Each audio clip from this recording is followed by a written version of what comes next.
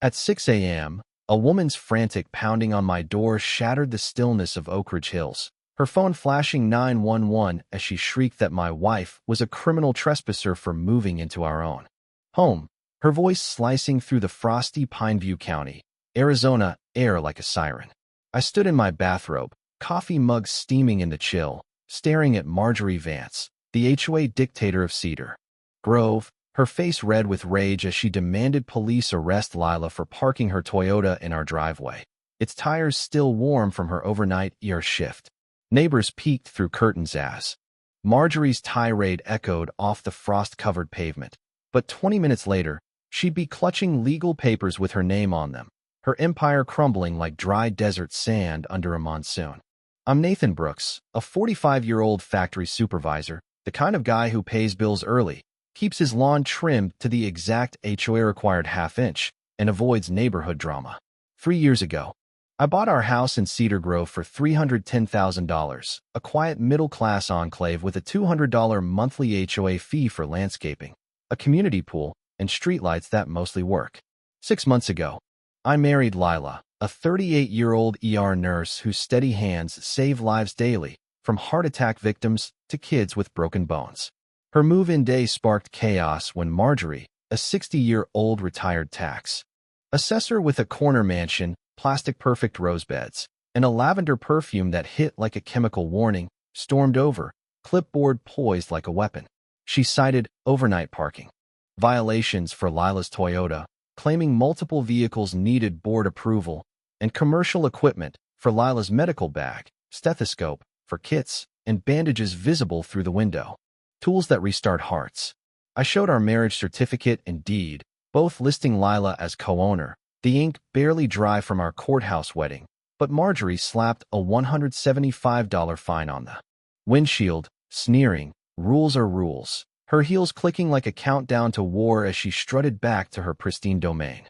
That evening, Lila sat at our kitchen table, still in scrubs from a 14-hour shift stabilizing a car crash victim, her hands faintly scented with hospital antiseptic, the kind of smell that clings to someone who spends her days outrunning death.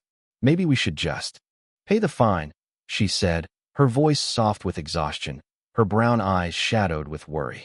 "I don't want to cause trouble." This woman, who'd just saved a teenager's life with a chest tube, felt like an intruder in her own home because Marjorie wielded bylaws like a guillotine.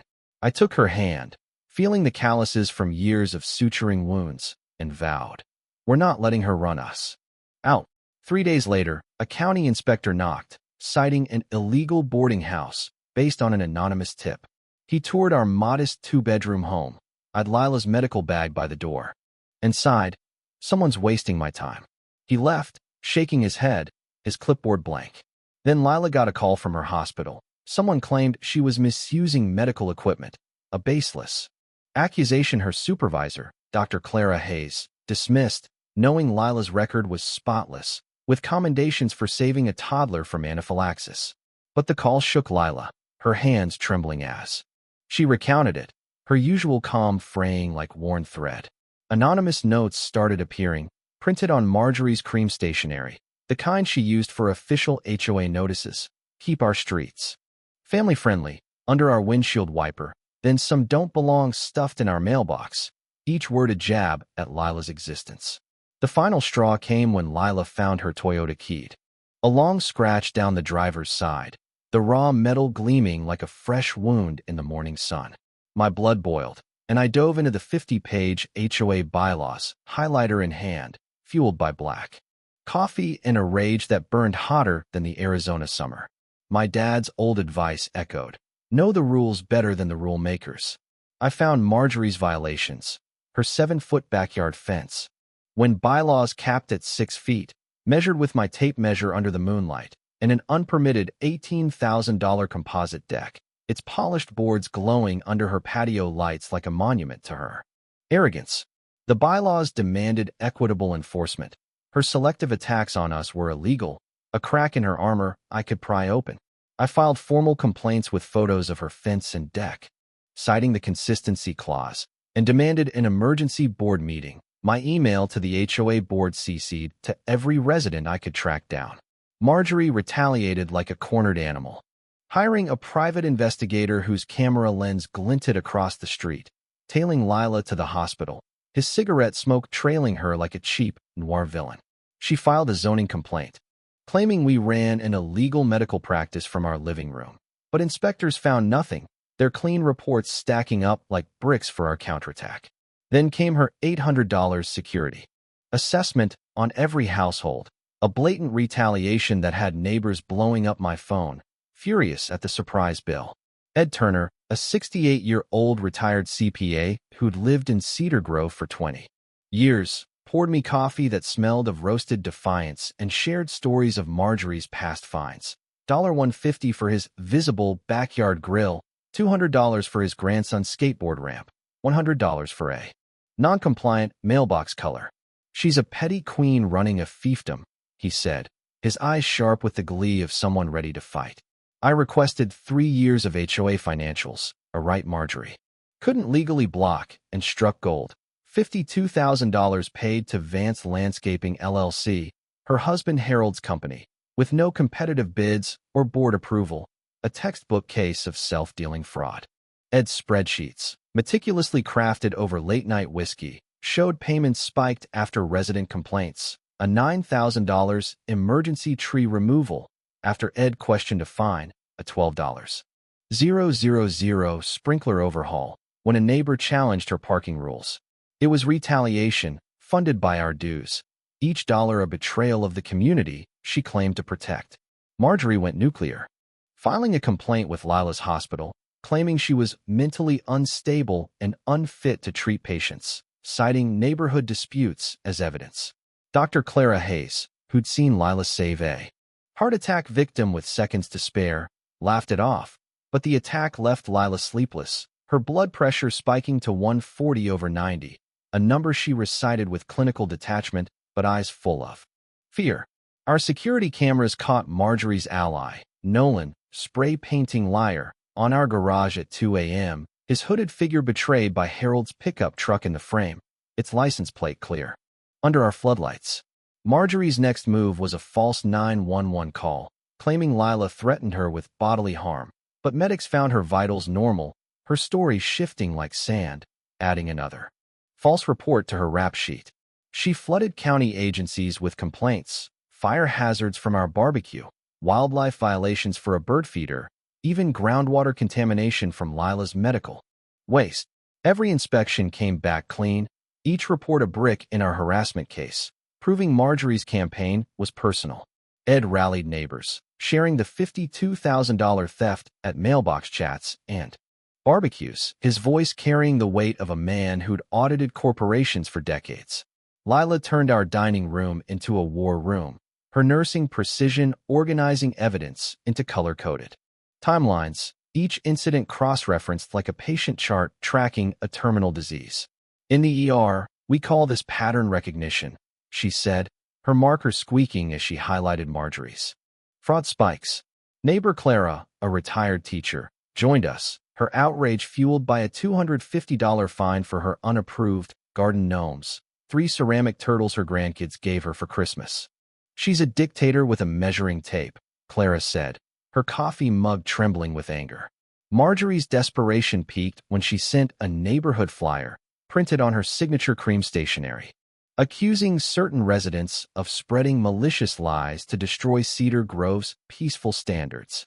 It backfired spectacularly. Neighbors taped it to their windows with notes like Team Nathan and Lila, or No More Tyranny. Harold was caught trailing Lila to the hospital, snapping photos of her license plate, claiming he was investigating threats, but security escorted him off, his cheap suit reeking of cigarette smoke and defeat. Marjorie tried one last gambit, a $1,200 emergency lighting upgrade assessment, claiming it was needed to protect against disruptive elements. The neighborhood erupted, 20 households calling me in one night, their voices a chorus of fed-up taxpayers. Ed organized a door-to-door campaign, sharing his spreadsheets, while Clara baked cookies. For every family we visited, her kitchen smelling of sugar and rebellion.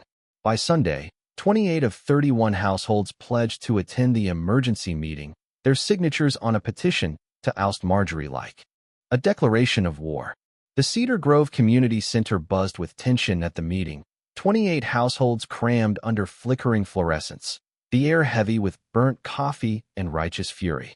Marjorie strode in, heels clicking like a firing squad, her allies Nolan and Dorothy trailing like reluctant soldiers, expecting to steamroll us. Ed took the floor, his PowerPoint blazing with evidence. $52,000 funneled to Vance Landscaping. No bids, no votes. Each slide a dagger through Marjorie's credibility. She's been stealing your dues to punish anyone who questions her, he said, showing how emergency bills followed every challenge to her rule. $10,000 for urgent sod replacement after Clara's gnome dispute, $8,000 for tree pruning when Ed fought his grill fine. Lila stood, her voice steady as in a life-or-death surgery, detailing the 911 calls, hospital attacks, and vandalism, her words landing like hammer blows. She used your money to attack a nurse who saves your kids, she said, holding up a photo of our defaced garage, the red liar, paint dripping like blood. Neighbors gasped, their faces shifting from shock to fury, some whispering, "That's my grandson's nurse." I presented the bylaw's equitable enforcement clause, showing Marjorie's 7-foot fence and unpermitted $18,000 deck, proving her hypocrisy with photos snapped at dawn, her roses framing the violation like a guilty portrait. The crowd turned, their murmurs a rising tide. Marjorie sputtered, "This is a witch hunt," but Ed cut her off. "The numbers don't lie. But you do." The vote was a landslide, 26-2 to remove Marjorie, demand $52,000 restitution, and ban Vance Landscaping forever. Nolan and Dorothy slunk out, their silence louder than her protests.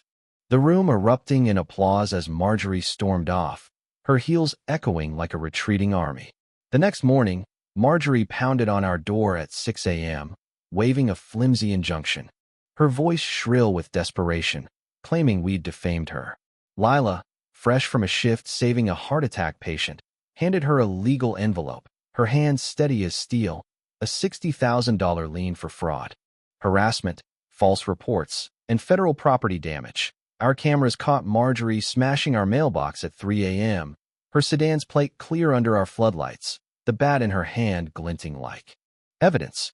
Detective Ramsey pulled up, cuffs gleaming in the dawn, arresting her for vandalism, intimidation, and filing false reports, her screams fading as he read her rights.